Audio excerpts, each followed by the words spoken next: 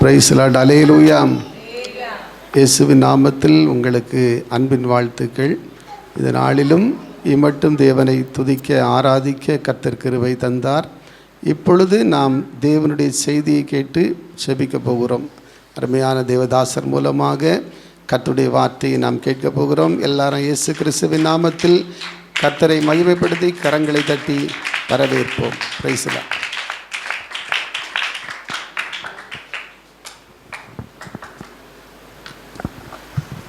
ஹல்லேலூயா, ஹல்லேலூயா.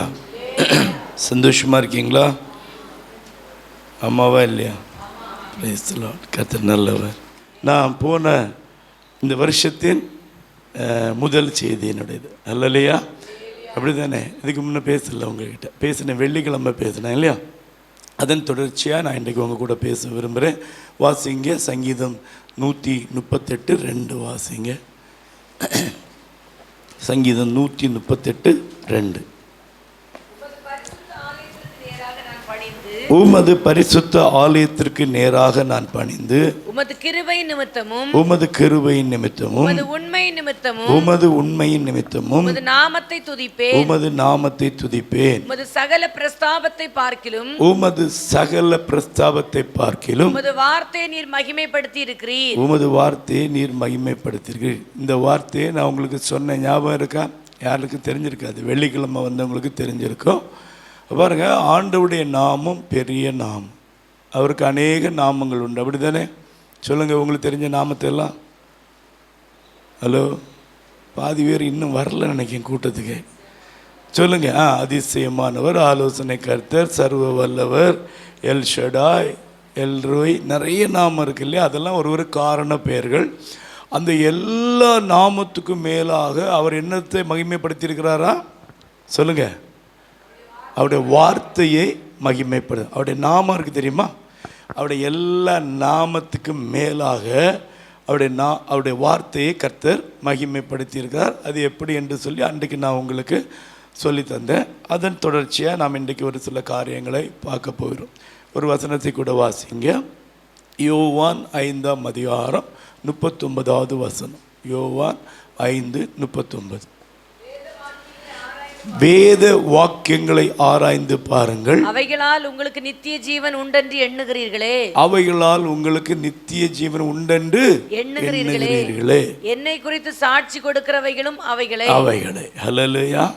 பாருங்க, இந்த வேத வார்த்தைகள் நமக்கு எதை தருமா? சொல்லுங்க. ஹலோ, இங்க பாருங்க, எல்லாம் குனிஞ்சு பார்த்துட்டே இருக்கு. இங்க பாருங்க, இந்த வேத வார்த்தைகள் நமக்கு எதை தரும்? நித்திய ஜீவனை தரும். எத்தனை பேருக்கு நித்திய ஜீவன் வேணும்? ஹல்லேலூயா. நித்திய ஜீவன் வேணுமா வேண்டாமா? வேணும். அப்போ இங்கே கேளுங்க, அப்போ தான் கிடைக்கும். வேத வாக்கியங்களை ஆராய்ந்து பாருங்கள், அவைகளால் உங்களுக்கு என்ன உண்டு? நித்திய ஜீவன் உண்டு. அப்போது இந்த வசனம் ஏன் இவ்வளவு முக்கியம்னா, இந்த வசனம் தான் நமக்கு நித்திய ஜீவனை கொண்டு வரும். ஹல்லேலூயா. இந்த வார்த்தை மாறுவதே இல்லை. வானமும் பூமியும் ஒளிந்து போனாலும் என் வார்த்தைகளோ ஒளிந்து போவதில்லைன்னு கர்த்தரையே சொல்லியிருக்கிறார். அப்போ இந்த வார்த்தை மிகவும் முக்கியம். நான் அன்றைக்கு உங்களுக்கு சொன்னேன், இந்த உலகத்தில் ஒரு பொசிஷனுக்கு வர, ஒரு வேலைக்கு வர, ஒரு பதவிக்கு வர நாம் எவ்வளோ தூரம் படிக்கிறோம், அப்படித்தானே? ராத்திரி பகலாக கண்ணு முழிச்சிருந்து படிக்கிறோம். அதை விடவும் மேலாக நித்திய ஜீவனை தருவது எது? வார்த்தை. அப்போ அந்த படிப்பை விட எதை அதிகமாக படிக்கணும்? இந்த வேதத்தை அதிகமாக அதை நேசிக்கிறவங்க தான் அதை படிப்பாங்க. படிக்கிறவங்களுக்கு என்ன உண்டு? நித்திய ஜீவன் உண்டு. அல்லையா? இந்த வேதத்தை நேசிக்கிறவர்களுக்கு மிகுந்த சமாதானம் உண்டு. சங்கீதம் 119, 165, இந்த வேதத்தை, உங்களுடைய வேதத்தை நேசிக்கிறவர்களுக்கு மிகுந்த சமாதானம் உண்டு. அதே 119, 105 சொல்றது, உம்முடைய வசனம் என் கால்களுக்கு தீபமும் என் பாதைக்கு வெளிச்சமாறு. அப்போ இந்த வேதம் மிகவும் முக்கியம். அல்லேலூயா, அல்லேலூயா. பாருங்க, ஆனால் இந்த வேதத்தை குறித்து ஆண்டவர் ஒரு இடத்துல சொல்லியிருக்கிறார்.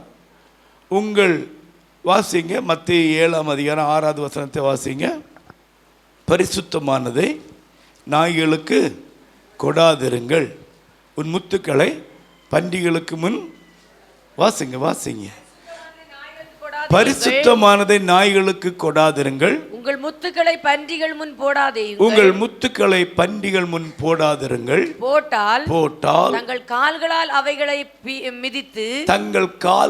அவைகளை மிதித்து திரும்பிக் கொண்டு உங்களை பீறி போடும். அல்லேலூயா. Praise the Lord. கொஞ்சம் இனி கவனமா கேளுங்க. ஆண்டவர் சொல்ற ஏசப்பா தன்னுடைய மலை பிரசங்கத்தில் சொன்ன ஒரு வசனம் என்ன சொல்ற? பரிசுத்தமானது. பரிசுத்தமானது என்னது? என்ன சொல்றது? கர்த்தருடைய வார்த்தை. முத்துக்கள் என்னது? கர்த்தருடைய வார்த்தை. அவர் சொல்ற அந்த முத்துக்களை பன்னிக்கு முன்னாடி போடாதீங்க, பரிசுத்தமானதை நாய்களுக்கு கொடுக்காதுங்க. அவைகளில் என்னன்னா, அதுக்கு அர்த்தம் என்னன்னா, இந்த கர்த்தருடைய வார்த்தையை கனம் பண்ணாதவர்கள், இந்த கர்த்தருடைய வார்த்தையின்படி நடக்காதவர்கள் எவைகளுக்கு சமமா சொல்லுங்க? நாய்களுக்கும் பன்னிகளுக்கு. நாய் என்ன செய்யும்? தான் கக்குனதை திரும்பவும் நக்கும். ரட்சிக்கப்பட்டு சபைக்கு வந்த பிறகு திரும்பவும் வெளியில் போனோடனே எப்படி ஆயிரும் சொல்லுங்க? பழையது மாறிடும். அதுதான் நாய் தான் கக்குனதை திரும்பவும் நக்கும். அது என்ன அர்த்தம்னா, ரட்சிக்கப்பட்டோம், சபையில் வந்தோம், எல்லாம் செஞ்சோம், திரும்பி உலகத்துக்குள்ளே போனோன்னா எப்படி மாறிடுவாங்க? உலகத்தானாய் மாறிடுவாங்க. அதுதான் அதுக்கு அர்த்தம். பன்னி என்ன செய்யுமா? பன்னியை குளிப்பாட்டி நடு வீட்டில் கொண்டு கொடுத்தாலும் அது எங்கே போகுமா? திருப்பி எங்கே போயிடும்? சேத்துக்கு போயிடும். அதனால் ஆண்டவர் இந்த வசனத்துக்கு கீழ்ப்படியாதவர்களை, இந்த வசனத்தை படி செய்யாதவர்களை குறித்து ஆண்டவர் வேதத்தில் என்ன சொல்றார்? நாய்களையும் பன்றிகளுக்கு ஒப்பாய் ஆண்டவர் குறிப்பிட்டு சொல்லுகிறார். அல்லேலூயா. அல்லேலூயா. இல்லை கோபமாக பார்க்குறீங்க, இவன் திட்டுறானா பிரசங்கம் பண்ணுறானா? அப்படி தானே அவரே சொல்லியிருக்கிறார். யார்? ஏசப்பா. அல்லேலூயா. வசனத்துக்கு கீழ்ப்படியாதவங்க, வசனத்தின்படி செய்யாதவங்க, சபைக்குள்ளே வந்துட்டும் திருப்பி உலகத்தில் போய் உலகத்திலும் சபையிலும் இருக்கிறவங்க எப்படிப்பட்டவங்களா? நாய்களைப் போலவும் பன்றிகளைப் போலவும் ஆனவர்கள். அல்லேலூயா. அவர்களுக்கு இந்த வசனத்தினால என்ன இல்லை சொல்லுங்க? பிரயோஜனம். அதான் ஆண்டவர் சொல்றாரு, இந்த வசனத்தை, இந்த பரிசுத்தமானதை. பரிசுத்தமானதுன்னா என்ன உங்களுக்கு தெரியும்? என்னது? வார்த்தை. இந்த புஸ்தகத்துக்கு பேர் என்ன? பரிசுத்த வேதாகம். அவர் சொல்றாரு, இந்த பரிசுத்தமானதை. அந்த நாய்களுக்கு முன்பாக என்ன சொன்னாங்க? அங்கே நாயும் பன்னியும் அங்கிருந்து பிரசங்கம் கேட்டது. ஏசப்பா பிரசங்கம் பண்ணும்போது யார் கேட்டாங்க சொல்லுங்க? யார் கேட்டா? அவர்களை பார்த்து தான் ஆண்டவர் சொன்னார், இந்த நாய்களுக்கு முன்பாக என்னத்தை போடாதீங்க? பரிசுத்தமானதை கொடுக்காதீங்க. இந்த பன்னிகளுக்கு முன்பாக முத்துக்களை போடாதுங்க. அல்லேலூயா. நம்மெல்லாம் எப்படி இருக்கிறோம் சொல்லுங்க? ஆமென். ஏசப்பா தைரியமாக அந்த ஜனங்களை பார்த்து சொன்னார். இங்கே இருக்கிற நம்ம எல்லாம் எப்படி இருக்கிறோம்? எத்தனை பேர் ஏசப்பா பிள்ளைகளாக இருக்கிறீங்க? அல்லேலூயா. ஏசப்பா பிள்ளைகள்னால் இந்த வார்த்தையை கேட்டு அதை விசுவாசித்து கீழ்ப்படிந்து அதன்படி செய்கிறவர்கள். அல்லேலூயா. அவர்கள் தேவ வசனத்தை உடையவர்கள், தேவனுடைய புத்திரர்கள் என்ன படுவார்கள். அப்போ நீங்களும் நானும் கர்த்தருடைய வார்த்தையை கேட்டு விசுவாசித்து நடுங்கி அதன்படி செய்யும்போது அவர் நம்மை நோக்கி பார்ப்பார். நாம் அவருடைய புத்திரர்கள் என்று அழைக்கப்படும். இல்லைன்னா வேதத்தின்படி யார் சொல்லுங்க? நாய்களும் பன்றிகளும். அல்லேலூயா. சரி, இன்றைக்கு வேதத்திலிருந்து ஒரு சில காரியங்களை பார்த்து நாம் ஜெபிக்க போகிறோம். வாசிங்க 1 சாமுவேல் 6ஆம் அதிகாரத்தில் 1வது வசனத்தை வாசிங்க. கர்த்தருடைய பெட்டி பெலிஸ்தரின் தேசத்தில் 7 மாதம் இருந்தது. பெலிஸ்தரின் தேசத்தில் 7 மாதம் இருந்தது. பின்பு பெலிஸ்தர் பாருங்க, இங்கே ஒரு சம்பவம் நடக்குது. இன்னும் கொஞ்சம் கவனமாக கேளுங்க, கதை சொல்லித்தரேன் கேளுங்க. இங்கே பாருங்க, கர்த்தருடைய பெட்டி பெலிஸ்தரின் தேசத்தில் எத்தனை நாள் இருந்தது? 7 மாதம். எல்லாரும் சொல்லுங்க, பிள்ளைங்க எல்லாம் சொல்லுங்க, எத்தனை மாதம் இருந்தது?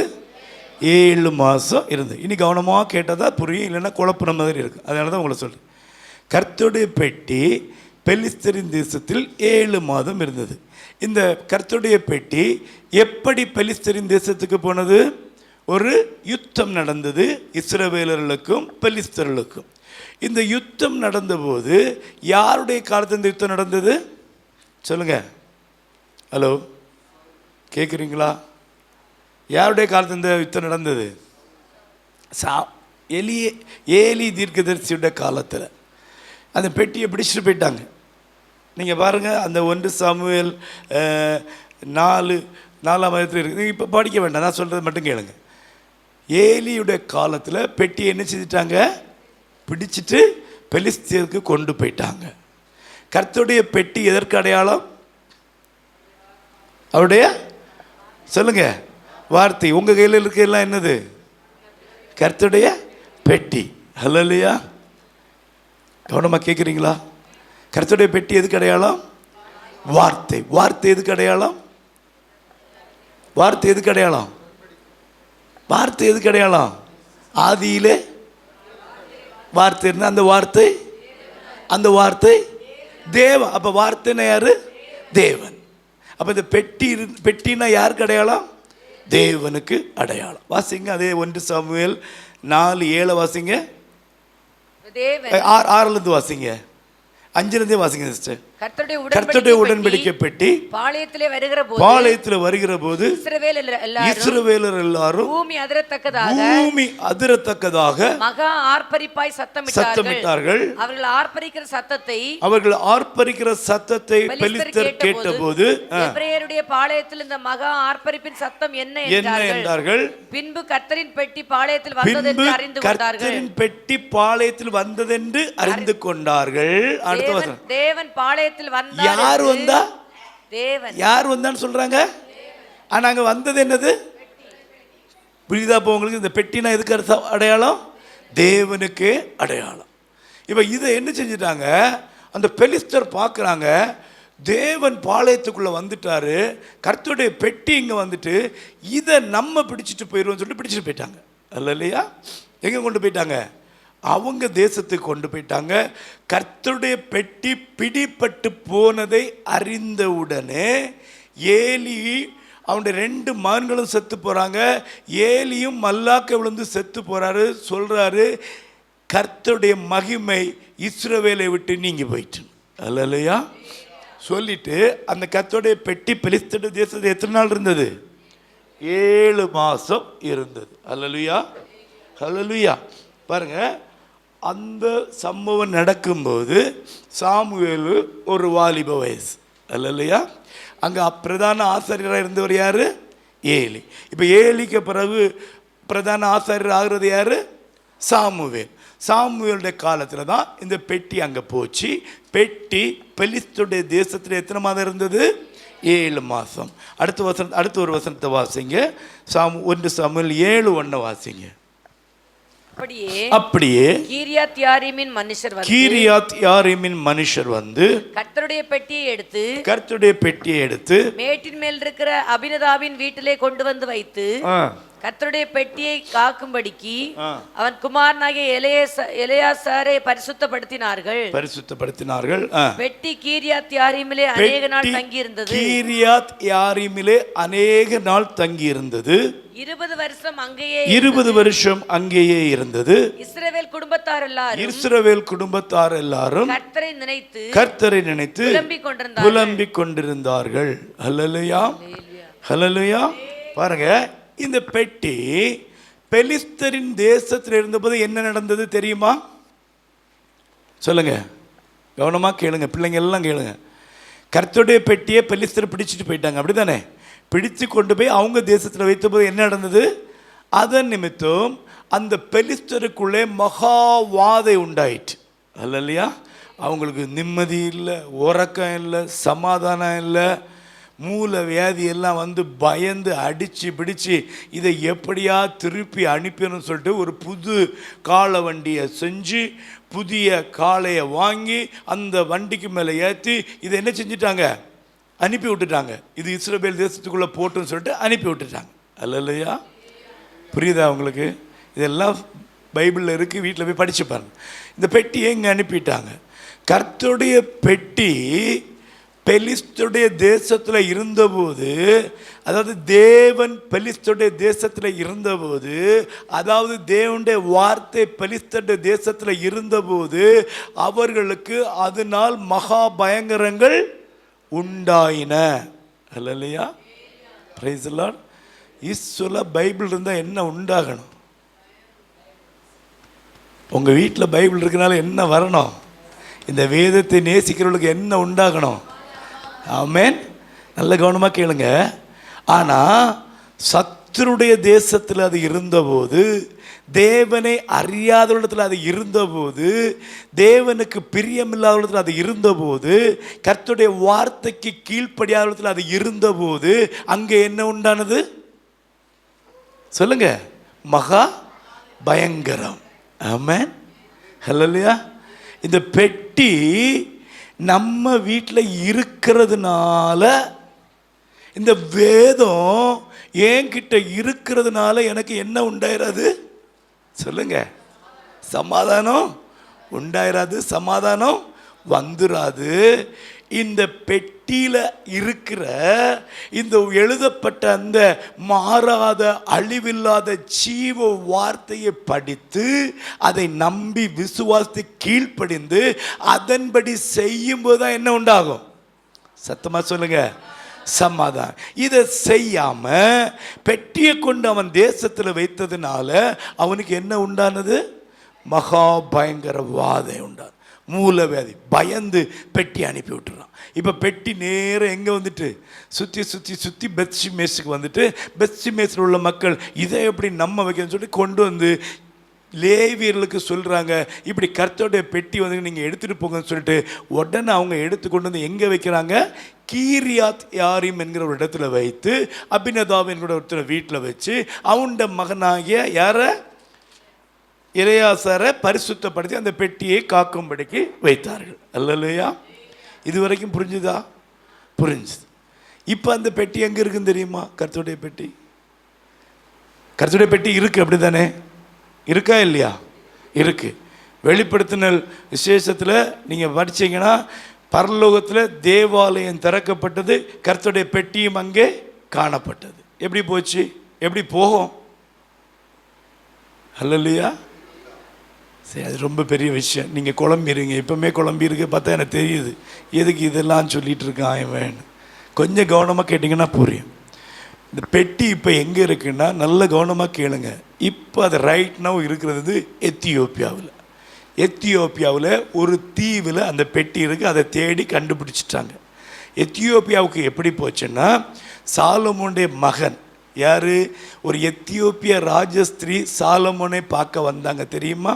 அவங்க வரும்போது மிகுந்த பொருள், பரிவாரங்கள், யானை, குதிரைகளெல்லாம் வெகுமதிகளை கொண்டு வந்து யாரை பார்த்தாங்க? சாலமோனை பார்த்தாங்க. அந்த அம்மாவை இவர் மனைவி ஆக்கிட்டார். இவர் மனைவியாக்கி அவங்களுக்கு பிறந்த ஒரு பிள்ளை தான் மெனாலிக் என்கிற ஒரு மகன். அவங்க திரும்பி எத்தியோப்பியாவுக்கு இதெல்லாம் வரலாறுல இருக்குது, நீங்கள் படித்து பார்க்கலாம். அவங்க திரும்பி போகும்போது மகனையும் கொண்டு போயிட்டாங்க. சில நாட்கள், சில வருடங்கள் கழிந்து ஒரு வாலிப வயதான பிறகு அந்த மகனை திரும்ப உங்கள் அப்பாட்ட போன்னு சொல்லிட்டு இங்கே அனுப்பி விடுறாங்க. இந்த மகன் வந்து பார்க்குறா, இப்போ அவருக்கு கிட்டத்தட்ட சாலமோனுக்கு வயசாயாச்சு. சாலமோன் இப்போ ஃபுல்லாக இந்த தெய்வத்தை விட்டுட்டு இஷ்டத்துக்கு அடுத்த தெய்வங்க கண்ட மனைவிகளுக்கு கூட பின்னாடி எல்லாம் போய் தேவனை விட்டு தூரம் போயிட்டார். அல்லையா? ஆனால் அந்த எத்தியோப்பிய ஸ்திரீயின் மகன் அந்த தாயினால் ஒழுங்காக வளர்க்கப்பட்டதுனால அவனுக்குள்ள தெய்வ பயம் இருந்தது. அல்லையா? உடனே அவன் தகப்பன்ட்டு போய் கேட்குறான், அப்பா இந்த பெட்டியை மாதிரி ஒரு பெட்டியை நான் செஞ்சு எங்கள் ஊருக்கு கொண்டு போகிறேன்னு சொல்கிறான். உடனே அவர் சொன்னார் கொண்டு போன்ட்டார். ஆனால் இவன் என்ன செஞ்சான் தெரியுமா? அந்த பெட்டியை மாதிரியே ஒரு பெட்டியை செஞ்சு அங்கே வச்சுட்டு அந்த ஒரிஜினல் பெட்டி எடுத்துகிட்டு எத்தியோப்பியாவுக்கு போயிட்டான். அல்லையா? நான் சொல்கிறது பொய் கிடையாது, நீங்கள் அப்படி பார்க்க வேண்டாம், இது பைபிளில் இல்லை, இது உண்மை. நீங்கள் கூகுளில் போய் தேடிப்பார். இவர் கொண்டு போய் எத்தியோப்பியாவில் அந்த பெட்டியை கொண்டு போயிட்டு அங்கே போய் என்ன செஞ்சார்? இல்லை, கவனமாக கேட்குறீங்களா? அங்கே போய் அதே மாதிரி 10 பெட்டியை செஞ்சு அவனுக்கு 10 தீவில் வச்சுட்டான். அல்லேலூயா. நல்ல கவனமாக கேளுங்க. இன்னைக்கு உலகத்திலேயே மிகுந்த வறுமையில் இருக்க தேசம் எது சொல்லுங்க? இருக்கா இல்லையா? பார்க்குறீங்களா இல்லையா? எத்தியோப்பியாவில் பால் குடிக்கிற பிள்ளைங்க எலும்பு வரைக்கும் நம்ம என்ன செஞ்சிடலாம்? எண்ணிடலாம். இன்னைக்கு இருக்கையிலே வறுமையில் இருக்க தேசம் எது? எத்தியோப்பியா. ஏன் தெரியுமா? அங்கே என்ன இருக்கு? ஹல்லேலூயா. கர்த்தருடைய பெட்டி எங்கே இருக்கணுமோ, எங்கே அது நிற்கணுமோ அங்கே வச்சா மாத்திரம்தான் என்னது சொல்லுங்க? ஆசீர்வாதம். அது இருக்க வேண்டிய இடத்துல இருக்கலன்னா அது செய்யப்பட வேண்டியது அது செய்யலைன்னா அதுக்கு ஆசீர்வாதம் கிடையாது. அல்லையா? சரி, அது நம்ம பிரசங்கத்துக்கு தேவையில்லை, உங்களுக்கு தெரிஞ்சுக்க வேண்டி நான் சொன்னேன். இது கடைசி நாட்களில் வரும். எப்போ வரும்னா, மோசேயும் எலியாவும் அந்த யுத்தத்தில் நிற்பாங்க. அவர்களை அந்தி கிறிஸ்து கொல்லுவான். அவங்க 3 நாள் அந்த எருசலேம் மீதியில் கிடப்பாங்க. 3ஆம் நாள் தேவன் அவரை உயிரோடு எழுப்புவாங்க. 2 பேரும் பரலோகத்துக்கு எடுத்துக்கொண்டு போகப்படுவாங்க. அல்லையா? இதெல்லாம் பைபிளில் இருக்கு, படிச்சிருக்கீங்களா? வெளிப்படுத்தும் விஷயம் எங்கே இருக்குன்னு கேட்குறீங்களா? வெளிப்படுத்த சரி பிறப்பார் போகும்போது அடுத்த வசனம் சொல்லும், பரலோகத்திலே தேவாலயம் திறக்கப்பட்டது, அங்கே தேவனுடைய பெட்டி காணப்பட்டது. அப்போ அந்த பெட்டியை யார் எடுத்துகிட்டு போவா? யார் எடுத்துகிட்டு போவா? மோசேயும் எலியாவும். அந்த பெட்டியை செஞ்சவர் யாரு? செஞ்சது யாருங்க? மோசே. மோசேட்டு தானே ஆண்டவர் சொல்கிறாரு, நீங்கள் எல்லாம் எங்கேயோ இருக்கீங்க, இன்னும் பொங்கல் முடியலைன்னு நினைக்கிறேன், அப்படி தானே? எல்லாம் கவனமாக கேளுங்க. அப்போது அந்த பெட்டி எங்கே இருக்கணுமோ அங்கே இருந்தால் தான் அதுக்கு என்னது? ஆசீர்வாதம் உண்டு. அல்லையா? இப்போ பாருங்கள், இங்கே நம்ம பார்க்குறோம். அப்படியே 7வது வசனம், கீரியாத் யாரீம் மனுஷன் கர்த்தருடைய பெட்டி எங்கே கொண்டு போயிட்டாங்க? அவங்க இடத்துல கொண்டு போய் 2வது வசனத்தை வாசிங்க. 7:2. பெட்டி கீரியாத் யாரீமிலே அநேக நாள் தங்கி இருந்தது, 20 வருஷம் அங்கே இருந்தது. இஸ்ரவேல் குடும்பத்தார் எல்லாரும் கர்த்தரை நினைத்து புலம்பிக் கொண்டிருந்தார்கள். அல்லையா? அப்போ மொத்தம் எத்தனை வருஷம் ஆயிட்டு பெட்டி பிடிபட்டு போய்? எவ்வளவு நாள் ஆயிற்று?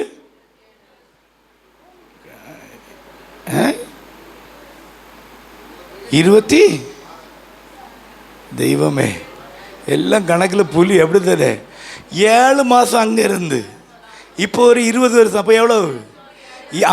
அப்பா 7ன்னு சொன்னால் நமக்கு வருஷம்தான். 20 வருஷமும் 7 மாதமும் இப்போ பெட்டி பிடிபட்டு போயிடுச்சு. இப்போ 2 சாமுவேல் 6:1 வாசிங்க. வாசிங்க 2 சாமுவேல். பின்பு தாவீது இஸ்ரவேலர் எல்லாருக்குள்ளும் தெரிந்து கொள்ளப்பட்ட 30,000 பேரை கூட்டி கேருபீன்களின் நடுவே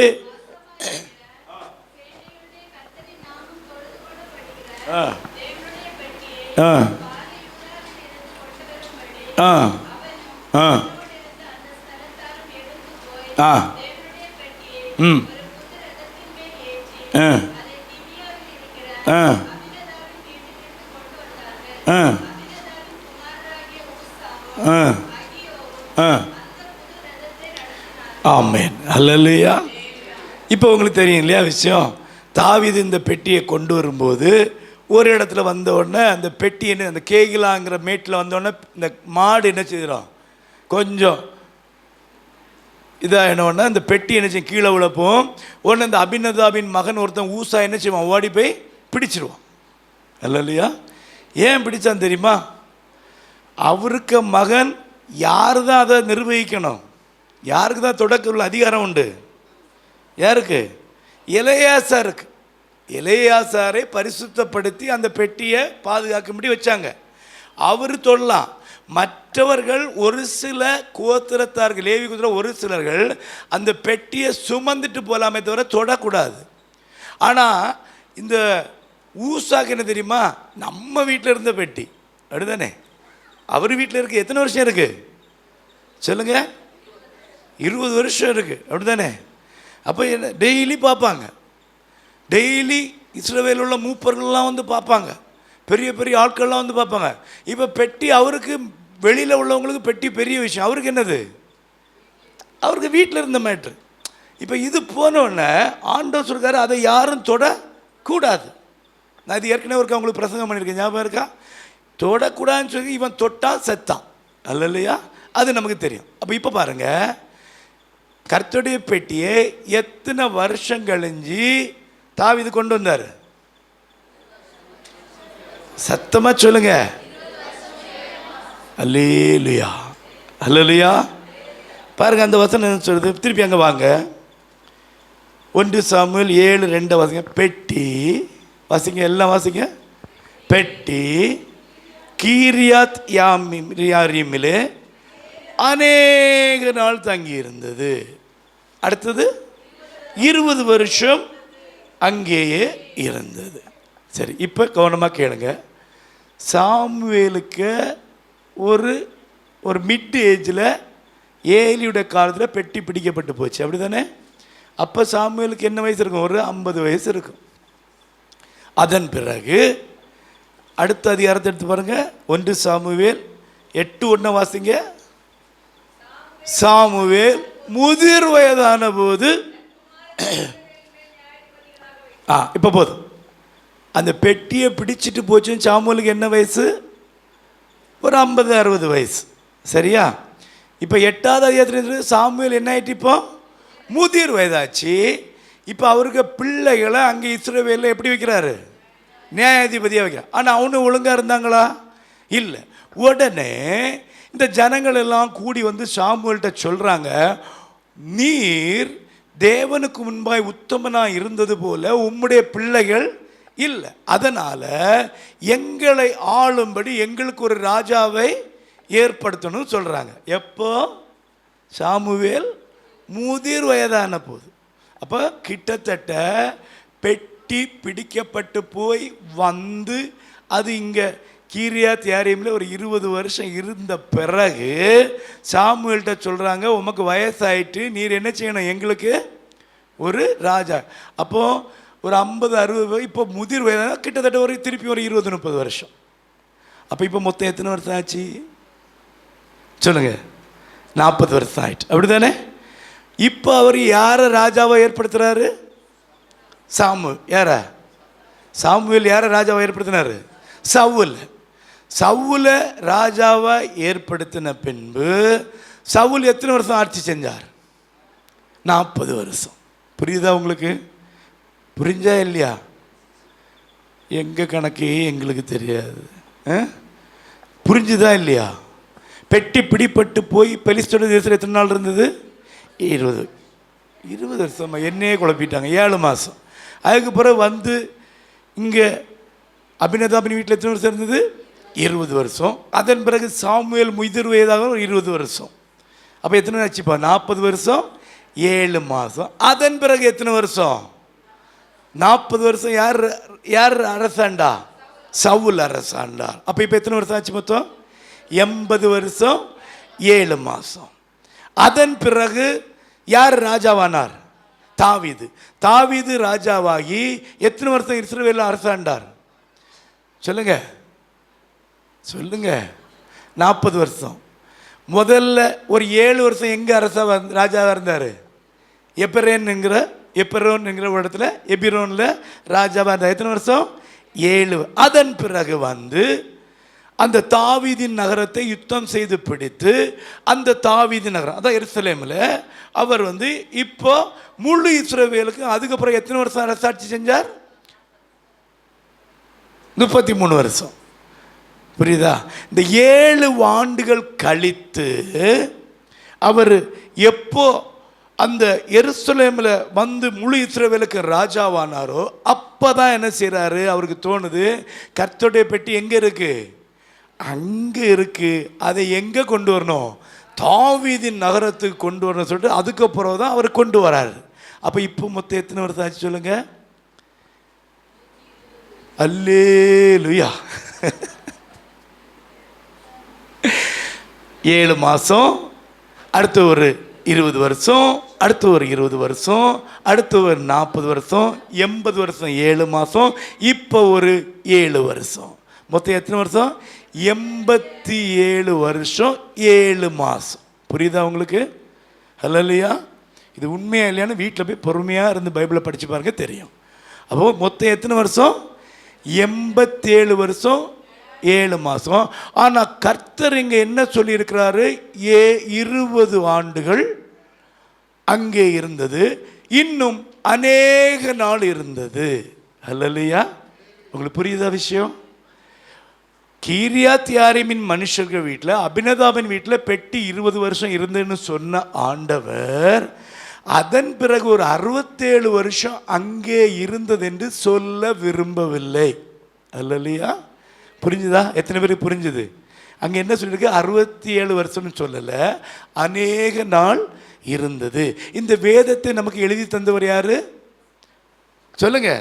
பரிசுத்த ஆவியானவர். ஆனால் பரிசுத்த ஆவியானவர் அதை ஏன் சொல்ல விரும்பல? இதை யாராவது பார்த்துருக்கீங்களா இதுவரை? ஏன் சொல்ல விரும்பல தெரியுமா? அது இருந்த இடம் அவருக்கு சொல்லுங்க பிடிக்கல. அல்லையா? எத்தனை பேருக்கு புரிஞ்சுது? ஏன்னா அது எங்க இருந்ததோ அது யாருக்கு பிடிக்கல? ஏசப்பாக்கு பிடிக்கல. 20 வருஷம் அபினதாபின் வீட்டில் இருந்தது யாருக்கு பிடிச்சிருந்தது? தேவனுக்கு பிரித்திருந்து. அவர் சொன்னார் 20 வருஷம் அங்கே இருந்து. இப்போ சொல்ற அநேக நாள் அங்கே எங்கே இருந்தது வாசிங்க.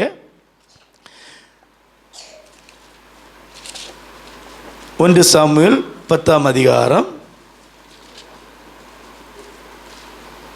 26 வாசிங்க.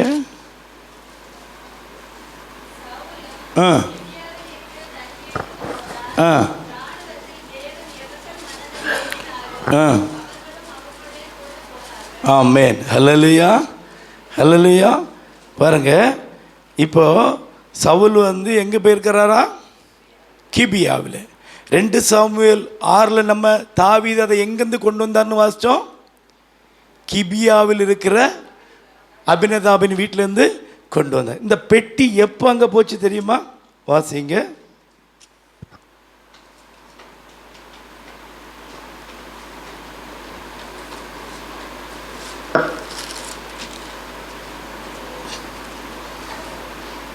இப்போ ஒரு சம்பவம் நடக்குது.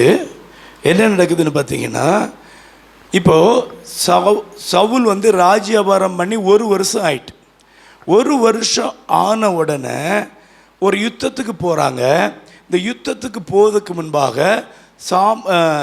சாமுவேல் தீர்க்கதரிசி வந்து பலி கொடுக்கணும். இவர் பலி கொடுக்க வராத உடனே 7 நாள் வரைக்கும் இவன் சவுல் காத்திருந்தான். அவன் வராத உடனே என்ன செய்கிறான்னா, இவனே என்ன செய்கிறான்? பலி கொடுக்குறான். அல்லையா? இவன் இப்படி பலி கொடுத்த உடனே யாருக்கு கோபம் வந்தது? யாருக்கு கோபம் வந்தது? ஆண்டவருக்கு கோபம் வந்தது. யாருக்கு மேலே? சவுலுக்கு மேலே.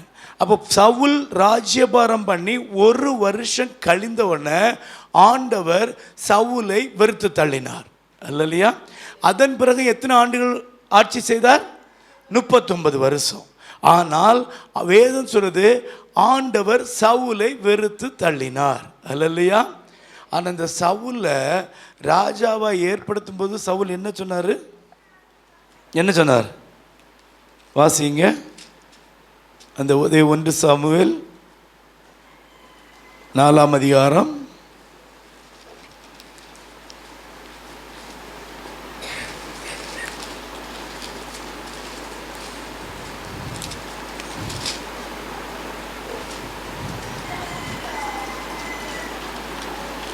7ஆம் அதிகாரம் நினைக்கிறேன். வாசிங்க. 9:21 வாசிங்க. 1 சாமுவேல் 9:20. அப்பொழுது சவுல் பிரதியுத்தரமாக, இஸ்ரவேல் கோத்திரங்களிலே சிறிதான பென்யமீன் கோத்திரத்தான் அல்லவா? நான் இஸ்ரவேல் கோத்திரத்தில் சிறிதான பென்யமீன் கோத்திரத்தான் அல்லவா? பென்யமீன் கோத்திரத்து குடும்பங்களில் எல்லாம் என் குடும்பம் அற்பமானது அல்லவா? நீர் இப்படிப்பட்ட வார்த்தையை என்னிடத்தில் சொல்வானேன் என்றான். ஆமென். ஹல்லேலூயா. ராஜாவாய் சவுலை அபிஷேகம் பண்ணும்போது சவுல் என்ன சொல்றாரு? நானா? என்னையா நீர் ராஜாவாக்க போற? நான் யாரு? பென்யமீன் கோத்திரத்தில் சிறிய குடும்பத்திலிருந்து வந்தவன். அல்லையா? இப்போ ராஜாவாகி 1 வருஷம் கழிஞ்ச உடனே அவருக்கு இப்போ தைரியம் எப்படி வந்துட்டு பாருங்க. ராஜாவாகும்போது என்ன சொன்னா? நானா? என் குடும்பம் இந்த பென்யமீன் கோத்திரத்திலே சின்ன குடும்பம் அல்லவா? என்னையா நீர் ராஜாவாய் அபிஷேகம் பண்ண போறேன்னு கேட்டு தன்னை தாழ்த்தின சவுல் இப்போ ராஜாவாகி 1 வருஷம் கழிஞ்ச உடனே சாமுவேல் வர லேட்டானவன என்ன செய்கிறாரு? சர்வாங்க தகன பலியை செலுத்திட்டார். இல்லையா? சர்வாங்க தகன பலியை யார் தான் செலுத்தணும் சொல்லுங்க? யார் தான் செலுத்தணும்? லேவி கோத்திரத்தில் உள்ள ஒரு ஆசாரியன் தான் செலுத்தணும். ஆனால் இப்போ சவுலுக்கு என்ன ஆயிட்டு? சவுலுக்கு என்ன ஆயிட்டு? தைரியம் வந்துடுச்சு. அல்லையா? ஆரம்பத்தில் எப்படி வந்தார்? நானா? அல்லையா? புரியுதா உங்களுக்கு? இந்த புழுவா, இந்த செத்த புழுவா நானான்னு சொன்னவர் இப்போ 1 வருஷம் கழிஞ்சோன்னு சார் சர்வாங்க தகனத்தை கொண்டு வா, நான் செலுத்துகிறேன், சாம்பல் வரலன்னா போட்டோம், நான் செலுத்துறேன்னு சொல்லிட்டு தைரியமாய் செலுத்தினான். அதனால் ஆண்டவருடைய கோபம் யார் மேலே வந்தது? சவுல் மேலே வந்து. ஆண்டவர் சொல்றாரு சாமுவேலை பார்த்து, நான் ராஜாவா இராதபடிக்கு வெறுத்து தள்ளின சவுலுக்காக நீ ஏன் துக்கப்பட்டு இருக்கிற?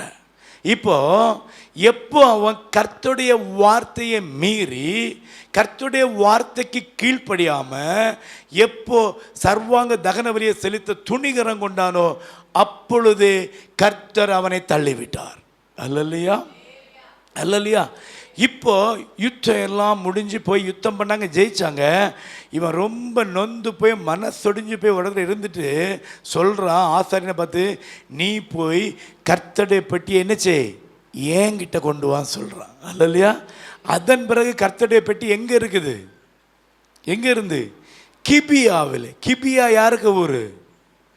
வாசிங்க 1 சாமுவேல் 10:26 வாசிங்க. சவுலுக்கு ஒரு வாசுங்க. கிபியாவில் இருக்கிற தன் வீட்டுக்கு போனான். ஹல்லேலூயா.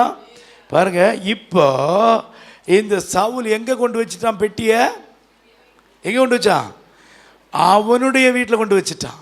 இப்போ பெட்டி அங்கே அவனுக்கு ஊரில் எத்தனை வருஷம் இருக்கு சொல்லுங்க? சவுலுக்கிட்ட எத்தனை வருஷம் இருக்குது சொல்லுங்க? 20 40 20 39 வருஷம். 1 வருஷம் கழிஞ்சு இவர் ராஜாவாக இருந்து 1 வருஷம் கழிஞ்ச பிறகு தான் பெட்டியை யார் கொண்டு போகிறா? சவுல் கொண்டு போய் அவன் வீட்டில் வச்சுட்டான். அவன் வீட்டில் எத்தனை வருஷம் இருக்குது? 39 வருஷம். கவனமாக கேளுங்க. 39 வருஷம் சவுலுக்கு வீட்டில் கர்த்தருடைய பெட்டி இருந்தது. சவுலுக்கு நிம்மதியே இல்லை. அல்லையா. சவுலுக்கு தூக்கம் இல்லை. சவுலுக்கு அனுதினமும் போராட்டம். அவனை ஒரு பொல்லாத ஆவி பிடிச்சது. அல்லையா. பைபிள் இருக்கா இல்லையா? இருக்கு. நல்ல கவனமாக கேளுங்க. அந்த சவுலுக்கிட்ட தேவனுடைய பெட்டி இருந்தது. யாருக்கு விருப்பம் இல்லை? தேவனுக்கு விருப்பம் இல்லை. அல்லையா. 39 வருஷம் சவுலுக்கு வீட்டில் பெட்டி இருக்குது. இருந்தும் சவுலுக்கு ஆசீர்வாதம் இல்லை. சவுலை கர்த்தர் வெறுத்து தள்ளினார். அல்லையா. பாருங்க, அதே பெட்டி திருப்பி தாவீது கொண்டு வரும்போது இந்த ஊசா தொட்டு செத்த உடனே தாவீது பயந்துட்டார். இனி இதை எப்படி நம்ம இடத்துக்கு கொண்டு போகிறேன்னு சொல்லிட்டு அங்கே ஒரு ஆளுங்க வீட்டில் வச்சார். யாருக்கு வீட்டில்? ஓபேத் ஏதோம் வீட்டில். ஓபேத் ஏதோம் வீட்டில் எத்தனை நாள் இருந்தது? 3 மாதம். 3 மாதம் இருக்கும்போது கர்த்தர் ஓபேத் ஏதோமையும் அவன் வீட்டாரையும் என்ன செய்தாரா? ஆசீர்வதித்தார். 39 வருஷம் சவுலுக்கு வீட்டில் இருந்த பிறகு கர்த்தர் என்ன செய்யலை? சத்தமாக சொல்லுங்க. ஆசீர்வதிக்கலை. 3 மாதம் இருந்த ஓபேத் ஏதோமுடைய வீடு என்னப்பட்டது? ஆசீர்வதிக்கப்பட்டது. நல்லா தெரிஞ்சிடுங்க. கர்த்தருடைய வார்த்தைக்கு கீழ்ப்படியாமல் கர்த்தருக்கு முன்பாக தன்னை உயர்த்தி பெருமை கொண்ட சவுலை கர்த்தர் வெறுத்து தள்ளினார். அவனுடைய வீட்டில் கர்த்தருடைய பெட்டி இருந்த போதிலும் கர்த்தர் அவனை ஆசீர்வதிக்கவே இல்லை. ஆனால் ஓபேத் ஏதோம் வீட்டில் வெறும் 3 மாதம்தான் பெட்டி இருந்தது. கர்த்தர் ஓபேத் ஏதோமையும் அவன் வீட்டாரையும் ஆசீர்வதித்தார். அல்லையா. உங்கள் வீட்டில் பெட்டி எத்தனை வருஷம் இருக்குது சொல்லுங்க? புரியுதா உங்களுக்கு விஷயம்? இவ்வளோ நேரம் நான் சொன்னது புரிஞ்சுதா? உங்கள் வீட்டில் பெட்டி எத்தனை வருஷம் இருக்குது? 3 வருஷம். பாருங்க, அவனுக்கு தெரிஞ்சு 3 வருஷம் இருந்திருக்கு. உங்கள் வீட்டில் பெட்டி எத்தனை வருஷமாக இருக்குது? எத்தனை பெட்டி இருக்குது? ஏகப்பட்ட பெட்டி இருக்குது. அப்படி தானே? ஹல்லேலூயா. கலர் கலராக இருக்குது. அப்படி தானே? சின்னது இருக்குது, பெருசு இருக்குது, இன்னும் பெருசு இருக்குது. எத்தனை பேரோட வீட்டை கர்த்தர் ஆசீர்வதித்தார் சொல்லுங்க? புரியுதா நான் சொல்கிறது? யாருக்கா புரியுதா? எத்தனை பேரோட வீட்டை கர்த்தர் ஆசீர்வதித்திருக்கிறார்.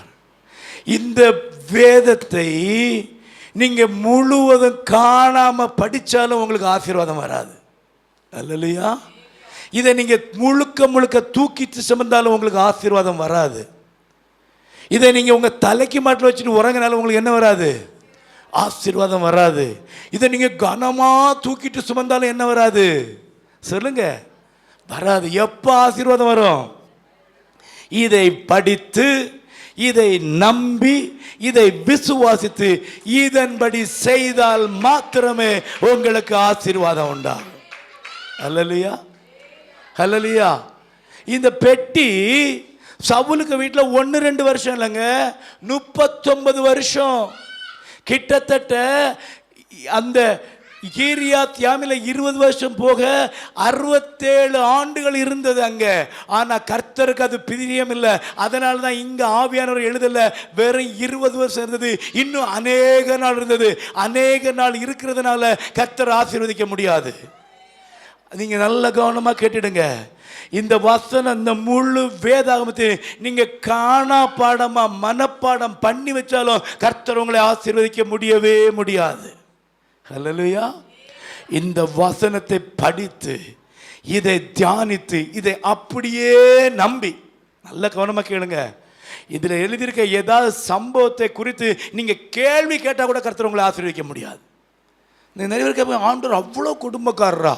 அந்த ஆயி பட்டணம் என்ன செஞ்சுது? ஹல்லேலூயா. அந்த ஜனங்க, அந்த பிள்ளைகள்லாம் என்ன செஞ்சுது?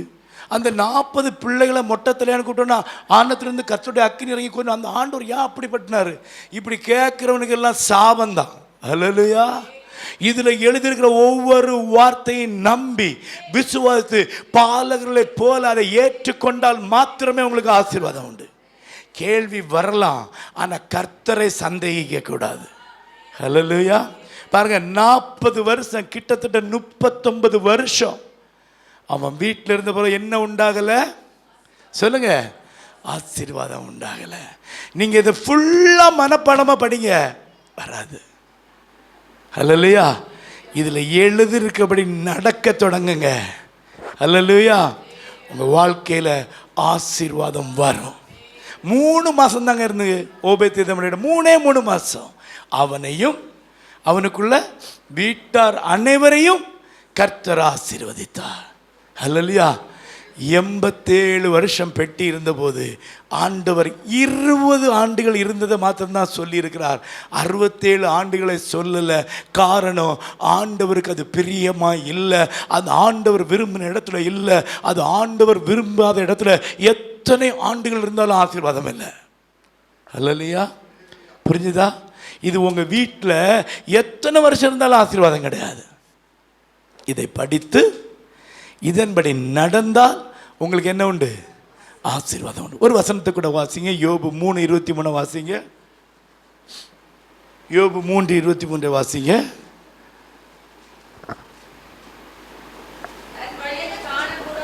தன் வழியை காணக்கூடாதபடிக்கு தேவனால் வளைந்து கொள்ளப்பட்டவனுக்கு வெளிச்சத்தினால் பலன் என்ன? ஹல்லேலூயா. இங்க என்ன நடந்திருக்கு சம்பவம்? வெளிச்சம்னா என்ன?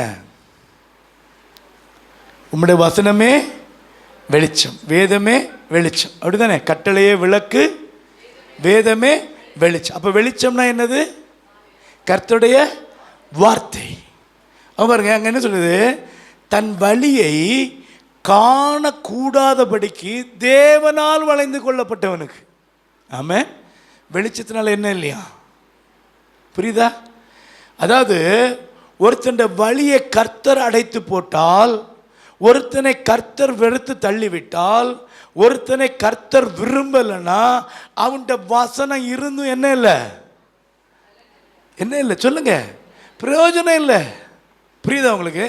வசனம் தெரியும், ஆனால் வசனம் தெரிந்திருந்தாலும் உங்க வழியை கர்த்தர் அடைத்திருப்பார்னா, இல்லை உங்க வழி கர்த்தருக்கு பிரியம் இல்லைன்னா, நீங்க என்னதான் வசனம் தெரிஞ்சாலும் அந்த வசனத்தினால உங்களுக்கு என்ன இல்லை சொல்லுங்க? பிரயோஜனமே கிடையாது. ஹல்லேலூயா, ஹல்லேலூயா. நல்லா தெரிஞ்சுடுங்க. அப்போ சிலருடைய வழியை கர்த்தரும் அடைப்பார். ஆமென். சவுலுடைய வழியை அடைத்தவர் யாரு? கர்த்தர். கர்த்தர் ஒருத்தருக்கு வழியை அடைத்தா யார் தான் திறக்கணும்? கர்த்தர் தான் திறக்கணும். அவர் அடைச்சா வேற யாரும் திறக்க முடியாது. ஏன்னா வேதம் சொல்றது, ஒருவரும் திறக்க கூடாதபடிக்கு பூட்டுகிறவரும் ஒருவரும் பூட்டக்கூடாதபடிக்கு திறக்கிறவரும் அவர். அப்போ உங்களுடைய வழியோ என்னுடைய வழியோ கர்த்தர் அடைத்து போட்டால் அந்த வழியை கர்த்தர் மாத்திரம்தான் திறக்க முடியும். அல்லேலூயா. அதுதான் வசனம் சொல்லுது, சங்கீதம் 37:5 நினைக்கிறேன். என்ன சொல்லுது? உன் வழியை கர்த்தருக்கு ஒப்புவித்து அவர் மேல் நம்பிக்கையாரு, அவரே காரியத்தை வாய்க்க பண்ணுவார். ஹல்லேலூயா, ஹல்லேலூயா. சொல்லுங்க, எத்தனை பேர் இந்த வார்த்தையின்படி நடக்கிறீங்க?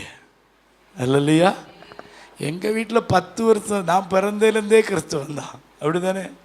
ஹல்லேலூயா. காய்ச்சல் வந்தால் உடனே பைபிளில் என்ன தலையில் என்ன வைக்கிறாங்க? என்ன தூக்கி வைக்கிறாங்க? பைபிளை தூக்கி வைக்கிறாங்க. பிசாசு வரக்கூடாதுன்னு என்ன வைக்கிறாங்க?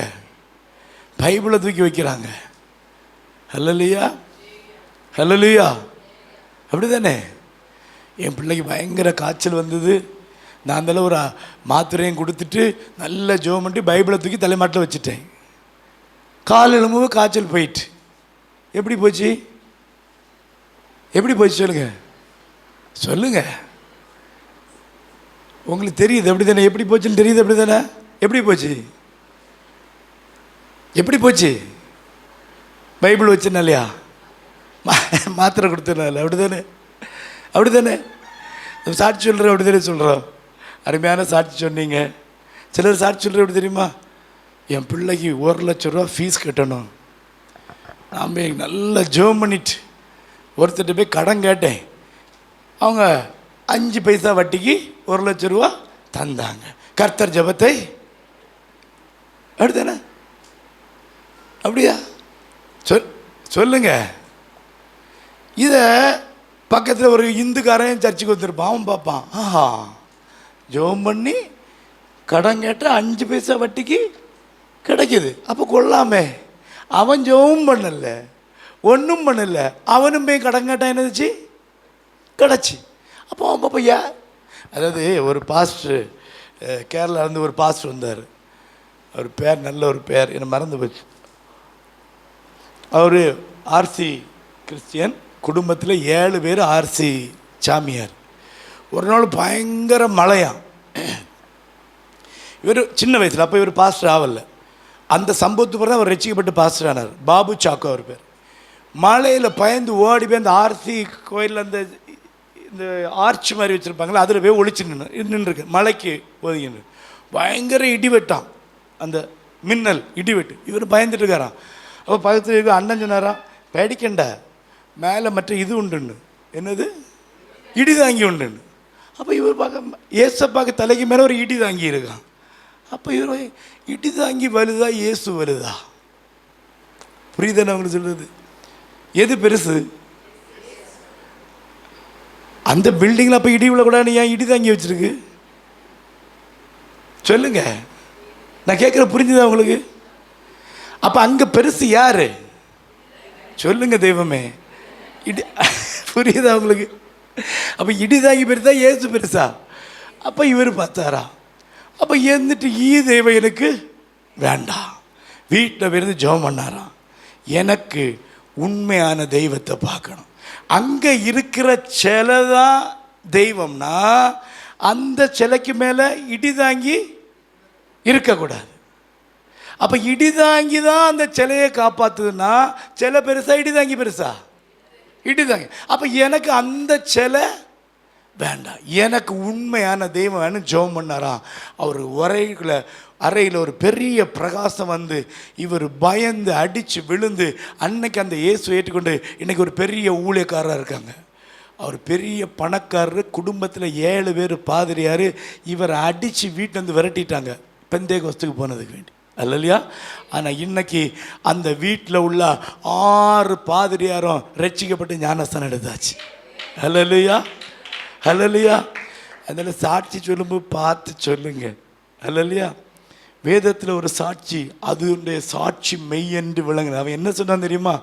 இதோ ஒருத்தர் வாராரு, அவர் என்னிலும் வல்லவர், அவருடைய பாதரட்சியின் வாரையும் அவிழ்க்குன்னா அதுதான் சாட்சி. அல்லையா? எது சாட்சி? தேவனை மகிமைப்படுத்துவது. அல்லையா? நான் பிள்ளைக்கு பீஸ் வாங்க போய் கடன் வாங்கி 5 பைசா வட்டி வாங்கினேன், கர்த்தர் எனக்கு தந்தார் இல்லை சாட்சி. அன்னாசின் போட்டு என் பிள்ளைய உறங்க வச்சேன், கால் எழும்பி காய்ச்சல் இல்லை, அது அல்ல சாட்சி. நீங்கள் சொல்கிற சாட்சியில் கர்த்தர் மகிமைப்படணும். ஹல்லேலூயா, ஹல்லேலூயா. புரிஞ்சுதா உங்களுக்கு? அப்போ பாருங்க, இந்த வேதத்தை நீங்களும் நானும் தூக்கி சுமந்துட்டே நடக்கிறதுனால என்ன வராது? சொல்லுங்க சொல்லுங்க, என்ன தராது? ஆசை. கர்த்தருடைய வார்த்தையை கேட்கிறதுனால என்ன வராது? கேட்கிறவர்கள் பாக்கியவான்கள். வேதத்தை தூக்கி சுமந்து கொண்டீங்கன்னா பாக்கியவான்கள். ஆனால் நீங்கள் ஆசீர்வதிக்கப்படணும்னா இந்த வேதத்தை கேட்கிறவர்களாய் அல்ல, அதன்படி செய்கிறவர்களாய் மாறுங்க. அல்லையா? வேற ஒன்றும் இல்லைங்க. தாவீதை கர்த்தர் நேசித்தார், சவுலை கர்த்தர் வெறுத்தார். அல்லையா? வெறுக்கப்பட்ட சவுல் கர்த்தருக்கு மேலாக தன்னை உயர்த்தினா, கர்த்தருடைய வார்த்தைக்கு கீழ்ப்படியலை. கர்த்தர் சொல்ல லேவியன் தான் பலி கொடுக்கணும். இவன் ராஜா ஆனவனை இப்போ என்ன ஆயிட்டான்? என்ன ஆயிட்டான்? நான் செலுத்துகிறேன் பலி. வரும்போது எப்படி சொன்னா, ஐயோ நானா, நான் புழு இல்லை. இப்போ புழு கொஞ்சம் ஒரு வருஷத்தில் எப்படி ஆயிட்டு? ஒரு வருஷம் கழிஞ்சு புழு எப்படி ஆயிட்டு? பூதமாக மாறிச்சு. இப்போ பெரிய ஆள். சவுல் ஒரு வருஷம் இல்லை, 100 வருஷம் ராஜாவாக இருந்தாலும் பலி செலுத்த கூடாது, முடியாது. செலுத்தினா என்னதுதான்? தேவ கோபம் எழும்பி வரும். இன்னைக்கு அநேகர் ஆலயத்துக்கு வரும்போது எப்படி வருவாங்க? எப்படி வருவாங்க? ஐயோ நான் ஒரு புழு. சிஸ்டர், இந்த வாரத்திலேருந்து பெண்கள் ஜெபக்குழுக்கு நீங்கள் தான் தலைவி. ஓ நானா? என்னால் முடியாது. இல்லை, நீங்கள் தான் தலைவி. அடுத்த வாரம் பெண்கள் ஜெபக்குழுக்கு வரும்போது பாஸ்டர் அம்மா ஒரு சிஸ்டரை எங்கேயோ அனுப்பிட்டாங்க. அப்போ இந்த தலைவைக்குள்ளே இருந்த பூதம் வெளியே வந்துட்டு, என்ன இருந்தாலும் வரும்போது எப்படி, ஐயோ பாஸ்டர் அம்மா நானா, என்னையா தலைவி ஆக்குறீங்க, எனக்கு ஒன்றும் முடியாது. இப்போ பாஸ்டர் அம்மா இந்த குழு தலைவிட்ட கேட்காம குழுவில் உள்ள ஒரு ஆளை வெளியே அனுப்புகிறோன்னா, குழு தலைவி இந்த ஐவிக்கு கொஞ்சம் கூடி போச்சு, என்ன இருந்தாலும் என்கிட்ட கேட்காம எப்படி அனுப்பலாம்? வரும்போது எப்படி வந்தது? ஐயோ நானா, என்னையா குழு தலைவி ஆக்குறீங்க? அதுமாரி கமிட்டி தொடங்கும்போது சொல்லும்போது நீங்கள் தான் கமிட்டி. நம்மக்கிட்ட அந்த பிரச்சனை இல்லை, நீங்கள் தான் இந்த ஆண்கள் கமிட்டிக்கு தலைவர். 1 வருஷம் 2 வருஷங்கள் இப்போ கமிட்டி தலைவர் எங்கே அழகாக சீட்டு போட்டு சபையில் உட்காந்து. இப்போ பாஸ்டர் ஏதாவது ஒன்று என்ன இருந்தாலும் எங்கள்கிட்ட கேட்டுரு தானே செய்யணும். புரியுதா உங்களுக்கு சவுலுக்கு நிலைமை? இன்னைக்கு அநேக தேவ பிள்ளையுடைய வாழ்க்கையில் இது இருக்குது. வரும்போது எப்படி தெரியுமா வருவாங்க? நாங்கள் புழு, நாங்கள் தூசி ஆண்டவரே அற்பர்கள். வந்து கொஞ்ச நாள் ஆக ஆக ஆக ஆக அப்படி சேரில் ஏறி உட்கார்ந்தவொடனே, சேரில் நீங்கள் இருக்கவங்கள சொல்லலை, உடனே இவன் நம்மளை தான் குத்தி சொல்லான்னு நினைக்காதீங்க. உட்காந்து கொஞ்சம் சீட்டு ஸ்ட்ராங்கான உடனே இப்போ கொண்டு வா தருவாங்க தகன பலியை, நான் செலுத்துகிறேன். அல்ல இல்லையா? கர்த்தருடைய வார்த்தைக்கு சவுல் எதிர்த்து நின்னான். கர்த்தருடைய வார்த்தைக்கு கீழ்ப்படியாமல் போனான். பயந்து கர்த்தருடைய பெட்டியை கொண்டு தன் வீட்டில் வச்சான். ஆனாலும் அவனுடைய ராஜ்யபாரம் ஸ்திரப்படலை. கர்த்தர் அவனை வெறுத்து தள்ளினார். அல்லலையா? அல்லலையா? நீங்கள் கர்த்தருடைய வார்த்தைக்கு கீழ்ப்படியாமல், கர்த்தருடைய வார்த்தையை நம்பாமல், விசுவாசிக்காமல், அதன்படி செய்யாமல், பெட்டியை எத்தனை வருஷம் உங்கள் வீட்டில் வச்சுருந்தாலும் அதனால் உங்களுக்கு என்ன இல்லை? ஆசீர்வாதம் வரவே வராது. உங்கள் வாழ்க்கை ஆசீர்வதிக்கப்படணும்னா, உங்கள் வாழ்க்கை கர்த்தர் உங்கள் வாழ்க்கையில் வரணும்னா, கர்த்தர் உங்களுக்கு துணையாக நிற்கணும்னா, கர்த்தர் உங்கள் கூட நடக்கணும்னா, கர்த்தருடைய வார்த்தைக்கு நீங்கள் கீழ்ப்படிந்து அதன்படி செய்தால் மாத்திரமே முடியும். நீங்கள் ஆலயத்துக்கு வரனாலையோ, ஜெபத்தில் கலந்து கொள்ளுனாலையோ, உபவாசிக்கிறனாலையோ, பைபிளை தூக்கி வெளியே காட்டி நீங்கள் கிறிஸ்தவனு காட்டுறதுனாலையோ ஆசீர்வாதம் வரவே வராது. கர்த்தருடைய வார்த்தை இல்லைன்னா நமக்கே தெரியும் எத்தனை பேர் பைபிள் தூக்கிட்டு போனவங்க எங்கே இருக்காங்க பார்த்துருக்கீங்களா? இல்லையா? பைபிளை தூக்குறதுனால இல்லைங்க, பெட்டி சவுலுக்கு வீட்டில் இருந்ததுனால ஒரு ஆசீர்வாதமும் நடக்கலை. ஆனால் பெட்டி இஸ்ரவேலின் பாளையத்தில் வந்தோடனே மக்கள் என்ன சொன்னாங்க? கர்த்தர் தேவனே பாளையத்தில் புறஜாதிக்கு தெரிஞ்சிருக்கு. இது என்னது இந்த வார்த்தை யாருன்னு புறஜாதிக்கு தெரிஞ்சு. ஆனால் வச்சுட்டு தூக்கி நடந்து வீட்டில் வச்சுருக்க நமக்கு என்ன செய்யலை? இது தேவன் என்று தெரியல. இதை தூக்கி கம்மக்கூட்டில் வச்சுக்கிடுவோம், அங்கே வச்சுக்கிடுவோம், இங்கே வச்சுக்கிடுவோம், தலையில் வச்சுக்கிடுவோம். ஆனால் இதுக்கு கனம் கொடுக்கலை. அல்ல இல்லையா? இது கனம் கொடுக்குறேன்னா என்ன தெரியுமா? இதன்படி நடக்கிறது, இதன்படி செய்கிறது. எல்லோரும் கண்களை மூடி. இன்றைக்கி ஏன் அநேகருடைய வாழ்க்கையில் ஆசீர்வாதம் இல்லை தெரியுமா? இன்றைக்கி ஏன் அநேகருடைய வாழ்க்கையில் விடுதலை இல்லை? ஏன் அநேகருடைய வாழ்க்கையில் நிம்மதி இல்லை, சமாதானம் இல்லை? அநேக பிள்ளையுடைய வாழ்க்கையில் நிம்மதி இல்லை. ஏன் தெரியுமா? கர்த்தருடைய வார்த்தையின்படி நடக்காததுனால. ஒருவேளை நம்ம முன்னாடி எப்படி இருந்தாலும் பரவாயில்ல, கர்த்தரை அறிந்த பின்பு, இயேசுவை ஏற்றுக்கொண்ட பின்பு, ஒரு ஆவிக்குரிய சபையில் வந்த பின்பு இன்னும் நம்ம பழையபடி வாழ்ந்தோம்னா எந்த பிரயோஜனமும் இல்லை. தேவ பிள்ளைகளே, இந்த வார்த்தையை கேட்கிறவர்களாய் அல்ல, இதன்படி செய்கிறவர்களாய் மாற நம்மை ஒப்பு கொடுப்போம். எல்லாரும் ஆண்டவர்கிட்ட கேளுங்க, ஆண்டவரே வார்த்தையின்படி செய்ய எங்களுக்கு கிருபை தாரும் என்று சொல்லி எல்லாரும் ஒரு நிமிஷம் கேளுங்க. உண்மையாக எத்தனை பேர் உணர முடியும்? ஆமாம் ஆண்டவரே, இந்த வேதம் என் வீட்டில் அநேக நாள் இருக்கிறது ஆண்டவரே, நான் பிறந்தது முதல் இருக்கிறது ஆண்டவரே, இதை நான் அநேகம் படிக்கிறேன், அநேக வசனங்களை மனப்பாடம் பண்ணுறேன், ஆனாலும் இந்த வார்த்தையின்படி நடக்க என்னால் முடியலப்பா, எனக்கு உதவி செய்யுங்கன்னு எத்தனை பேர் இன்றைக்கி கேட்க போகிறீங்க? உண்மையாக கேளுங்க தேவ பிள்ளைகளே.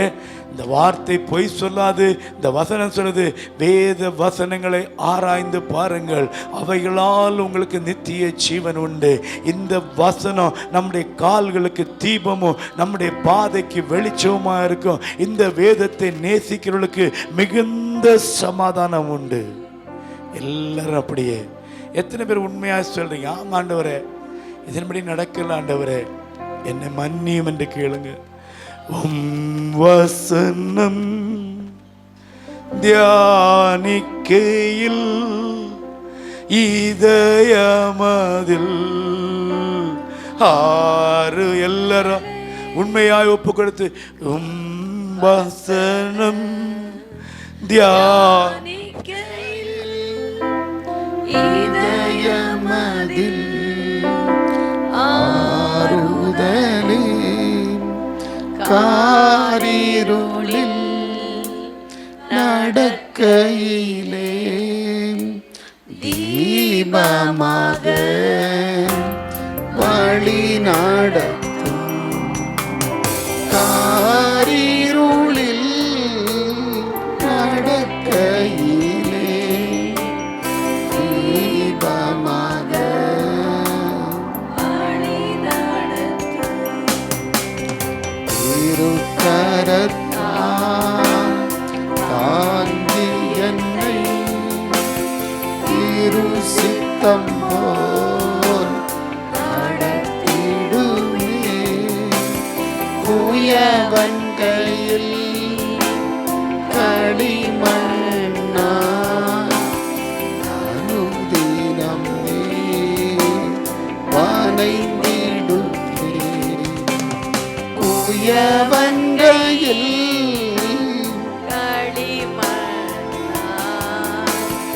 அனுதினம் நீ வணைந்திடுமே.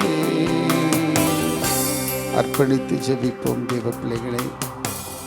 ஆண்டவருடைய வார்த்தையை கேட்பது மாத்திரம் அல்ல, இந்த வார்த்தையின்படி செய்கிறவர்கள் தான் பாக்கியவான்கள். தேவனுடைய பிள்ளைகளை, நமக்கு உடன்படிக்கையை காத்து அந்த உடன்படிக்கைக்கு ஏற்றபடி நம்முடைய வாழ்க்கையை அர்ப்பணித்து அதற்கேற்ற ஒரு வாழ்வோம். ஆனால் நீங்கள் ஆசீர்வதிக்கப்படுவது நிச்சயம் என்று வேதம் சொல்லுகிறது. நாம் எத்தனை சத்தியத்தை கேட்டும் உணராமல் போகும் பொழுது நம்ம வீட்டில் எத்தனை பைபிள் வேணும்னாலும் இருக்கலாம், இல்லை டிஃபரெண்டாக வச்சிருக்கலாம். ஆனால் அந்த வார்த்தை முக்கியமாக இருக்கிறது. அந்த வசனத்துக்கு ஏற்றபடி ஒரு வாழ்க்கை வாழாமல் போகும்போது அதனால் எந்த பலனும் இல்லை. தெய்வ பிள்ளைகளை, அதை மாத்திரம் சிந்தித்து, ஆண்டவரே உம்முடைய வார்த்தைகள் எங்கள் பாதைக்கு வெளிச்சம், கால்களுக்கு தீபமாய் மாற வேண்டும். அது நித்திய ஜீவனுக்குரியதாய் மாற வேண்டும். அது ஆசீர்வாதங்களை கொண்டு வருவதாக மாற வேண்டும். அதற்கேற்றபடி என்னை தாழ்த்தி உமக்கென்று ஒப்பு கொடுக்கிறேன். நீங்கள் ஆதியிலே கொண்ட அந்த அன்பை விட்டாய் என்று உன் பேரிலே உனக்கு கர்த்தருக்கு குறைவுண்டு என்று ஆவியானவர் சொல்லுகிறார். தேவ பிள்ளையே, ஒரு நாள் நீ சத்தியத்துக்காக எவ்வளோ வைராக்கியமாக இருந்தாய், ஏசப்பாவுக்காக ஒரு உண்மையாக எவ்வளோ பாடுகளையும் பட நீ ஆயத்தமாக இருந்தாய். இன்றைக்கு உனக்கு நேரம் இல்லை, சத்தியத்தை படிக்க நேரம் இல்லை, அந்த வேதத்துக்கு ஒத்த வாழ்க்கை வாழ டைம் இல்லை. இன்றைக்கு ஒரு தீர்மானம், ஆண்டவரே, நான் இனி இருக்கிற அந்த கொஞ்ச கால வாழ்க்கை என் இயேசுவுக்குரியதாய் மாற என்னை ஒப்பு கொடுக்கிறேன். என் மீது கிருபையாயிரும், என் மீது கிருபையாயிரும். பிள்ளைகள் ஒவ்வொருவரையும் அப்படி அபிஷேகிங்க, ஒவ்வொருவரையும் அப்படி ஆசீர்வதிங்க. கேட்ட சத்திய வார்த்தைகளுக்கு நாங்கள் ஆண்டவரே சோத்திரம். கணக்கு ஒப்புவிக்க வேண்டுமே, அதற்கேற்றபடி ஒரு வாழ்க்கை வாழ கிருபை பாராட்டுங்க. ஆண்டவரே, தேவதாசினி குடும்பத்தை இன்னும் கிருபையினால் நிரப்புங்க. சேஷமாக கடந்து வந்த எல்லாருக்காக போய் துதிக்கிறேன். இந்த செய்தியை பார்க்கிற கேட்கிற எல்லா மக்களையும் ஆசீர்வதிப்பீராக. கர்த்தருடைய கைகளில் தாழ்த்தி அர்ப்பணிக்கிறேன். ஆண்டவரே, உங்க நாமம் மட்டும் மகிமைப்படுவதாக. எங்கள் இயேசு கிறிஸ்துவின் நாமத்தில் ஜெபிக்கிறேன் நல்ல பிதாவே, ஆமென். என் ஆத்துமாவே கர்த்தரை ஸ்தோத்தரி, என் முழு உள்ளமே பரிசுத்த நாமத்தை ஸ்தோத்தரி. என் ஆத்துமாவே கர்த்தரை ஸ்தோத்தரி. கர்த்தர் செய்த சகல உபகாரங்களையும் மறவாதே. ஆமென். நம்முடைய கர்த்தராகிய இயேசு கிறிஸ்துவின் கிருபையும் பிதாவாகிய தேவனுடைய அன்பும் பரிசுத்த ஆவியின் அந்யோன்ய ஐக்கியமும் என்றும் என்றும் சதா காலங்களிலும் நம் அனைவரோடு கூட இருப்பதாக.